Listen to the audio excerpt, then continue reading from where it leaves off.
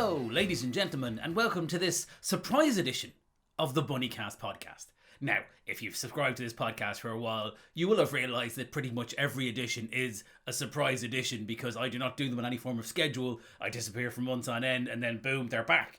But this is genuinely a surprise one. And I say that because it's going to feature material never before seen, heard, read, or otherwise that features Bunny McGarry. That's right. Now, I'm not going to explain exactly what yet, because this is what we call in the business a teaser. So yeah, that's in the business. I mean, outside of the business, a teaser is just some little fecker you were in school with who keeps telling people that you weed yourself on a school trip. And I never did, Dave. Anyway, where's Dave now? I mean, I don't know, but I've got a podcast, so who's winning? I mean, possibly Dave. I don't know, I can't really judge. But anyway, before we get to that, though, I hope you're all well. It's 2022, and, you know, if you're listening to this, I'm assuming you've survived. If you haven't, then turns out they've got podcasts in the afterlife. I've won. I'm surprised by that fact, and not a little depressed, but there we go. Let me explain what's going on in my world, ladies and gentlemen. It's been a very exciting time. I have, brace yourself, not one, but 2 books coming out in the next 2 months. I know. Give yourself a moment to process that incredible piece of information. Unless you're on my mail list, in which case you already knew it. But I'm going to assume you aren't. But yes, so let's explain what's happening. There's going to be a new Bunny book in March, on the 17th of March, because that's St. Patrick's Day, ladies and gentlemen. And I know a little thing about marketing or two. But before that, though, This Charming Man, which is book 2 of the Stranger Times, comes out on February the 17th. Now, if you're not aware of the Stranger Times, I won't give the spiel again because it feels like I'm sure some of you may have heard it 3 or 4 times. Newspaper set in Manchester, weird and wonderful stuff. It's a paranormal sort of thriller written by me with the same typical funny nonsense that I do in every other book, to be honest. You know, my voice, as we call it in the biz. Yes, very much in present. So now, this Stranger Times, I'm delighted to say, book 1 is now out in paperback, and very big in Germany, by the way. Very big in Germany, yeah. Yeah, people say the Germans have no sense of humour. Nonsense. As far as I'm concerned, they have the best sense of humour in the world. I'm only saying that because there's big displays of my books in shops in Germany, and I'm a very, very shallow man. Having said that, always love the Germans. Now, but yes, Stranger Times is now out in paperback in the UK and everywhere else as well, which is cool because bookshops are now open. I've been in them. I've signed them. That was pretty cool because... Not to, you know, I'll pull the curtain back for you a bit, folks, but when you write books, you quite like the idea of standing in a fancy bookshop and beside the shelf and sort of pointing at them a bit. And I was actually in a bookshop, this is true, by the way. I was in a bookshop like 2 days ago, and I was chatting to a lovely lady, Sophie, who works there. It's Waterstones in Deansgate in Manchester. And I was explaining the book to her and stuff. And a guy was in the cafe and apparently heard me chatting about it. Came up and said, "Oh, that sounds really interesting," and bought one of the books I just signed. So I'm now going to just sit in Waterstones cafe all day and just sell books. That's my new business plan. I've had worse ideas. But yes, that's out next month. Do pre-order. It's going to be on audiobook, the ebook, the hardback. If you do want a hardback, by the way, I mean, thank you very much. That's if you want to be extra supportive, we love that. If you go to thestrangertimes.com and look it up, you can actually do a thing where if you pre-order a hardback, you can get a signed special limited edition St. Valentine's card, Stranger Times St. Valentine's card, signed by me, and then a signed insert to put into your book so it's signed with a personalised message. Or you can get yourself the ebook of Firewater Blues, which is the next Bunny McGarry book. That is book 6 in the increasingly inaccurately titled Dublin Trilogy. That's out on March 17th. You can get it a few weeks beforehand if you sign up and do the whole pre-order thing. Basically, we're trying to get people to pre-order hardback books because publishing in Britain works in a weird way where it doesn't matter how many books you sell so much as how many hardback books you sell. So if you want to do us a favour, buy a hardback. There you go. That's the honest answer for you. But yes, if you want to do all that, wonder why I sorted it all out, get over to the website, strangertimes.com, or check in the emails. But yes, Firewater Blues is... Do you remember how Dead Man Sins, if you're not aware of this, there's book 5 in the Dublin Trilogy, Dead Man Sins, was the follow-up to Angels in the Moonlight, which was the prequel to the series. So for those of you paying attention, I wrote a sequel to a prequel. Well, I've now written a sequel to the sequel. So that's right, there's now this one is now set in the year 2000, just a couple of months after Dead Man Sins. It features Bunny, it features Decky, it features Commissioner Ferguson. Decky's trying to get an education. I say he's trying to avoid an education, but people's keep trying to give him one. And Bunny finds himself still on sabbatical, but finds himself in all kind of trouble trying to help out an old friend of his. And what we're about to have, ladies and gentlemen, is the good news for audiobook listeners, because normally my books come out and then we get months of email saying, when's the audiobook coming out? And I understand how frustrating it is. Here's the good news for you. Not only is This Charming Man out on audiobook on February the 17th as well, but Morgan C. Jones, who does all the Bunny books and does such a wonderful job for us, he is recording Firewater Blues right now. And I said, Morgan, bung us over some of the early chapters. I'll stick him out because the Bunny Mafia would love to hear an early sample of the book. So that's what you're about to hear, ladies and gentlemen. You're about to hear Chapter 2 of Firewater Blues, read, of course, by Morgan C. Jones. All you need to know is basically an incident that happens in Chapter 1 where a couple of arseholes are doing horrible things to homeless people, setting them on fire, and Bunny deals with the situation in his own inimitable fashion. That's all you need to know. So there's no spoilers here. That's literally the first chapter, but this is going to be Chapter 2, and I won't explain anything else about it, other than to say, as always, thanks for your support. There'll be another one of these in a couple of weeks. I'm going to drop another chapter before the book's coming out, and oh yes, remember I said I was in Deansgate in Manchester? This 99.8% of you won't care about this, but Waterstones, Deansgate, Manchester. Fingers crossed. Do check my social media. But we're hoping to have a live event there on February the 17th in support of the release of This Charming Man. And that, just check. Hopefully you can get, I'll be signing books and I'll be chatting to a wonderful man called Phil Mealy, who, if you know British comedy, you'll know him. He was one of the writers with Craig Cash of Early Doors. Brilliant stand-up, brilliant sitcom based in Manchester, and before that he was on The Royal Family with Craig and Caroline. Really just incredible comedic pedigree, and he's a mate of mine and he's agreed to come and do that, which is fantastic. So we'll be doing that on February the 17th. There'll be an online launch on February the 16th. Just check my Facebook and all that and you'll see that. And the Firewater Blues, we will have the online launch of that on March 17th, as in Paddy's Days, when me and the Morgan C. Jones will be appearing live via satellite. I mean, is it satellite? Technically, I mean, it's via the internet, but satellite sounds so much better, doesn't it? I mean, people do creepy things on the internet, but by a satellite, that sounds like it's proper. That sounds like it's Live Aid. So Morgan will be joining me anyway to chat all things the Buddy Books, answer your questions, and that'll be on March 17th at 8 p.m. UK/Irish time. But before that, here, as promised, I've rambled enough by the hardback of This Charming Man. But in the meantime, ladies and gentlemen, here is the one, the only, the man, the myth, the legend, Morgan C. Jones, reading Chapter 2 of Firewater Blues. Chapter 2. There is a flame that never goes out. Bunny sat and stared into the styrofoam cup he'd been given. Having drunk its contents, he still couldn't say with anything close to certainty whether it had been tea or coffee. Beggars couldn't be choosers, though, even temporary ones. He looked up as the door to the interview room opened. Detective Inspector Fintan O'Rourke. We have to stop meeting like this. Never a truer word spoken. O'Rourke held his coat draped over his arm, and wore an expression that indicated bonhomie might be in short supply. He was a few years older than Bunny, but the man was the embodiment of the word svelte, the result of being the kind of smug bastard who somehow finds the time and energy to go jogging. In his mid-30s now, Bunny only ran when he had somebody to catch, and in those situations, adrenaline compensated for all manner of sins. Still, he'd been alarmed at how out of puff he'd been after just a relatively short run through Temple Bar. It was time to have a serious think about having a serious think about changing a few things. What are you doing here at 4 in the morning, Detective Inspector? Did you piss somebody off? I'm beginning to think I must have done, Bunny. Possibly God. The DI pulled out the chair opposite, sat down, and tossed a copy of an arrest report onto the table in front of him. As you well know, I'm here because you're here. Again. So I suppose the question should be, what am I doing here? Yes, or more precisely, What were you doing sleeping outside the central bank at 3 a.m?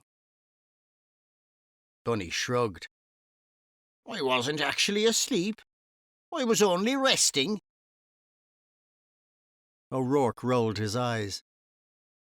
Thing is, while the pay might not be what any of us consider fair, you're a detective in An Garda Síochána, and although you're currently on sabbatical, you're not homeless.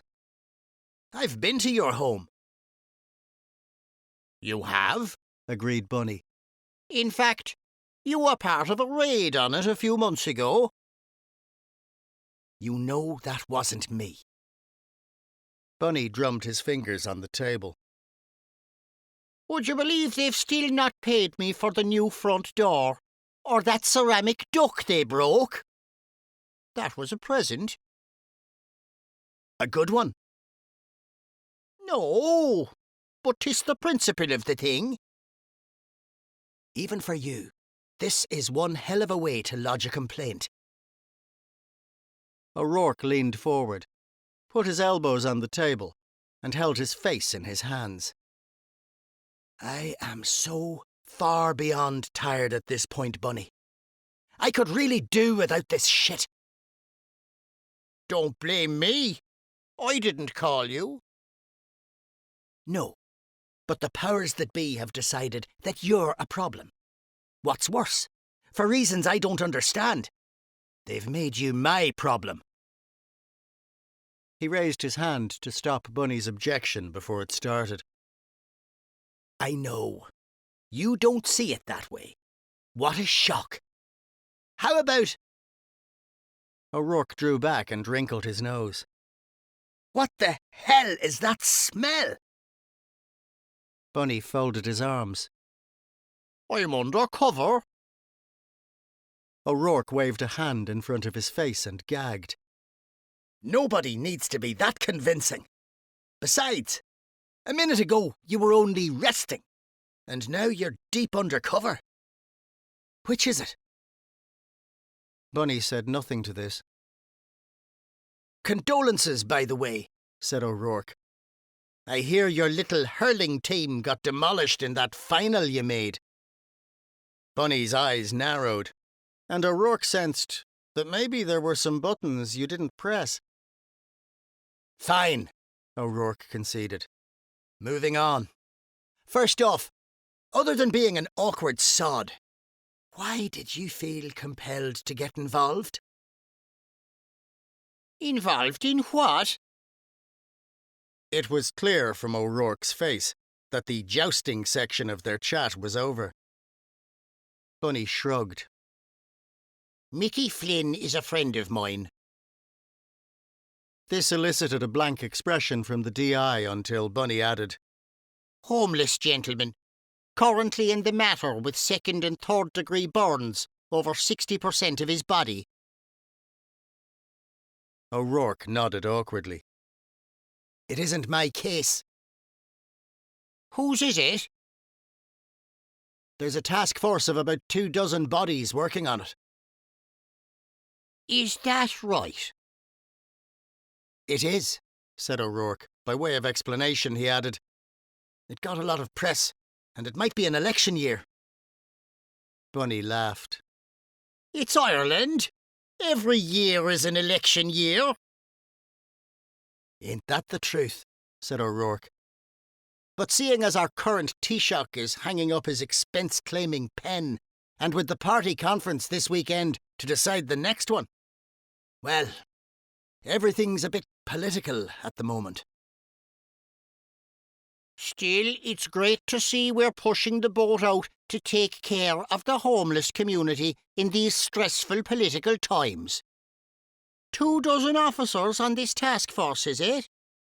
I think I met a couple of them yesterday. Did you? Asked O'Rourke. Let me guess. As a fellow officer, you offered to assist them in their investigation, given your invaluable connections garnered through years on the beat? I never got the chance. One of them opened the conversation by nudging me with his foot, and the other threatened to arrest me for public intoxication. Quite the case study in community policing. O'Rourke leaned back and huffed at the ceiling. Oh, for fuck's sake. Might be a bit of a training moment, that. Like I said, not my investigation. Whose is it? O'Rourke paused, and Bunny could tell the precise second at which the DI decided that lying would be too much effort. Granger's. And how is the Minister for Justice's nephew? He had a journo embedded in his task force, and given that you've embarrassed him and them, I'd imagine he's over the fucking moon. I have to ring him back after we're done here. Safe to say, you can add him to your extensive list of enemies. Oh, he's been on there for a while. Why am I not surprised? I'm shocked he's not here himself. Upgrafting every hour God sends to get a result. His work ethic is legendary. O'Rourke gave Bunny a knowing look and left it at that. Moving on. He indicated the arrest report on the desk in front of him. Can I just clarify a couple of the details about what happened tonight? What's there to clarify? I was sitting there, minding my business, and two scumbags tried to flambe me. Yes, said O'Rourke, and thank God they were unsuccessful in their endeavour. Still though, am I reading this correctly? You chased them with a flaming hurling stick? I mean, I assume Garda Wilkes, who wrote this report, isn't using colloquialisms there. No, said Bunny. My Hurley was on fire right enough. Did they? I set it on fire myself. O'Rourke sighed. Course you did. Do I want to ask why? Have you read any George R.R. Martin? Let's assume I haven't. You should. I've been trying to widen my reading choices. Tried a bit of epic fantasy, and I'm enjoying it. One of the characters has a flaming sword. The idea had a certain je ne sais quoi. I bet it did, said O'Rourke, flipping the report over. Maximum bang for your buck in terms of putting on a show. Are you trying to get yourself booted off the force? Is that it? For catching criminals? O'Rourke clenched his right fist in frustration. When you're on sabbatical? Yes. At no point did I attempt to arrest the suspects. They attempted to assault me, and I defended myself. They ran. As a concerned citizen, I gave chase while endeavouring to get the attention of a serving member of the Garda Síochána. And how were you doing that, exactly? Well, I figured a lunatic running through Temple Bar waving a flaming horn about. That's the kind of thing that traditionally gets everyone's attention, including the Gardaís. And, to be fair, it did. Oh, yes, agreed O'Rourke. No arguments there. Gardaí Wilkes and Murphy were on the opposite side of the Liffey. They came running over the Halfpenny Bridge when you and your quarry appeared out of the Merchant's Arch laneway. By the time they reached you, one of the suspects, an Arnold Canavan, was in the river. Bunny stabbed the table with his finger. You can't pin that on me. He jumped in of his own accord. Didn't even try for the bridge. Maybe he's afraid of bridges. That's a thing. I've seen a TV programme about it. Sure, said O'Rourke, flipping to page 2 of the report. Or maybe he wasn't thinking straight. If memory serves... Yes, here it is. He ran his finger along a line of text and read it aloud. Mr. Canavan thought he was being chased by a demon. "You fecking nerve," muttered Bunny. "What those two scumbags were up to, and he thinks I'm the demon." Well, I believe he was on drugs at the time. Probably explains why he jumped into the river too. Bunny laughed. Between you and me, he leapt straight in without looking. The gobshite is lucky it wasn't low tide. True. Although that would have at least removed the problem of him not being able to swim. "How is that my fault?" asked Bunny, stretching his arms out wide. "I mean, in this day and age, I thought everyone could swim. His mate certainly could." Yes, a Richard Drake. According to Officer Murphy, you threw him in after Mr. Canavan. "I most certainly did not. It may have looked like that from a distance, but he was actually mad keen to save his buddy. I was trying to hold him back." Right. So you didn't... O'Rourke scanned the report again. lift him up off the ground and physically hurl him into the Liffey? "Absolutely not. That young man deserves great credit for that unassisted act of heroism. After we're done locking him up and throwing away the key, I reckon he should be up for some kind of award or something. Or at least one of those swimming badges they give you if you can rescue a brick from the bottom of a swimming pool in your jimmy jammies." O'Rourke snatched up the arrest report, folded it in half, and shoved it into his inside jacket pocket. All right, Bunny. Enough nonsense. Just so I know. How did you happen to be in the right place at the right time? "Off the record?" For fuck's sake! What part of this conversation did you think was on the record? Bunny puffed out his cheeks. I asked about. There have been incidents stretching back a few months. Assaults. Hassles. Always late at night from guys in their late teens, early 20s. Once you started to pay attention, it was fairly clear there was a set area and an established pattern. I figured the most likely spots, and for the last few nights, I've been moving between them. O'Rourke pursed his lips for a moment. Sincerely, that is an outstanding bit of policing. Thanks. The only problem is, you're not currently a member of the bloody police. A lawyer could have a field day with this, and you know that. Bunny shrugged. The last I saw of our two twisted fire starters, they were singing like canaries. Is that not the case? Yes, it is, conceded O'Rourke. Not only have they both given full confessions, but one of them has also asked to see a priest. Then, of course, there's the fact the other one helpfully videotaped the whole thing. Really? Even more helpfully, the thing cuts out as you're chasing them. Bunny stretched out his arms and yawned. So, job's a good one. What are we doing here?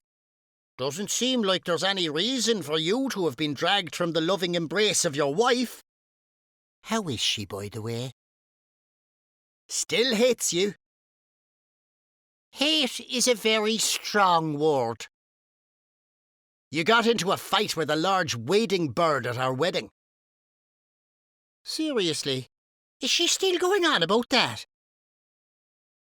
O'Rourke tilted his head to one side.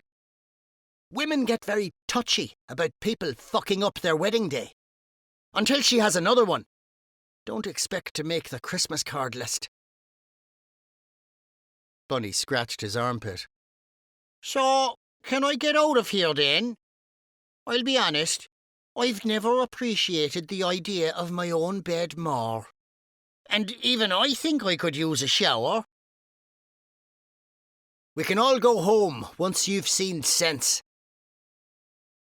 Bunny raised his eyebrows. How so? The good news is that no less than the Commissioner himself has agreed we can say your sabbatical ended 4 weeks ago, and your pay will reflect that. While I've always fancied the idea of time travel, let me stop you there. No, I'm not going to pretend that I was part of that useless gobshite Granger's task force. O'Rourke exhaled loudly. Are you deliberately trying to be awkward? Deliberately? No. I'm just doing what comes naturally. All right. As your friend, can you explain to me what the hell is going on? This sabbatical of yours. I mean, initially, I got it. Gringo died. You needed some time away. But it's been what? 4 or 5 months now? Are you punishing yourself? Having some kind of breakdown? Or have you just decided you'd rather not be a copper anymore? Instead, you'd rather be a pain in our collective arse? Bunny paused for a few seconds and looked down at his fingers. Honestly, I'm not sure myself. Then just come back. He shook his head. I'm not ready yet. O'Rourke drew a breath. Any idea when that will be? Bunny shrugged. Of course not. Fair warning. After this morning's little adventure, I'm pretty sure I'm going to be dragged in front of the Commissioner in a few hours. At a guess, he might decide to force the issue. There's only so long he's going to be willing to have you outside the tent pissing in. Jesus, what I'd have given to have had a tent for the last few nights. You ever tried to sleep in the middle of a city, Fintan? I've never felt more shattered in my life. O'Rourke got to his feet. You and me both, Bunny. You and me both. Any chance of a lift? And have you stinking out my brand new car? No way. I'll ask one of the uniforms to drop you home.